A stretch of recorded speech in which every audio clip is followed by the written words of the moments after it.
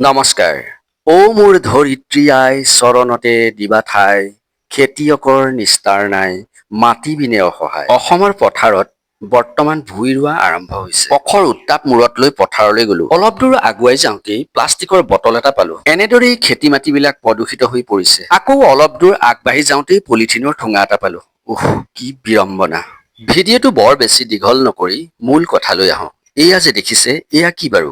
আপুনি যদি ধান খেতি কৰে, মাটিৰ শ্ৰীবৃদ্ধি আৰু ধানৰ উৎপাদনৰ বাবে আপুনি মাটিত কি সাৰ প্ৰয়োগ কৰে?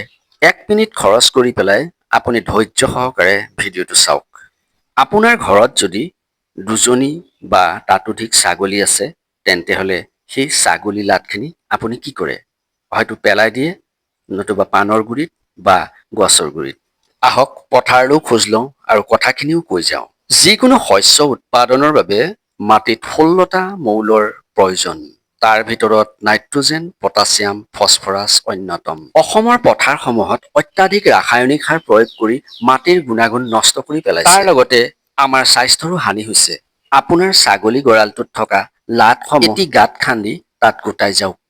ইয়াৰ লগতে আপোনাৰ ঘৰৰ আৱৰ্জনাসমূহো তাত গোটাই আপুনি উৎকৃষ্ট সাৰ পাব পাৰে।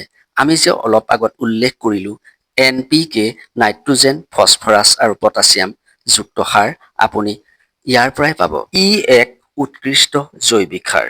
আপুনিও ইয়াক প্ৰয়োগ কৰি চাওকচোন। ভূঁই ৰোৱাৰ কেইদিনমান আগত এই লাটসমূহ পথাৰত প্ৰয়োগ কৰি হাল মাৰি দিব। আপুনি এবাৰ পৰীক্ষা কৰি চাওক। ময়ো এইবাৰ পথাৰত প্ৰয়োগ কৰিছো। আহক আমি এখন জৈৱিক কৃষিক্ষেত্ৰ তৈয়াৰ কৰোঁ। জৈৱিক কৃষিক্ষেত্ৰইহে আমাক সুস্বাস্থ্য দিব। ধন্যবাদ।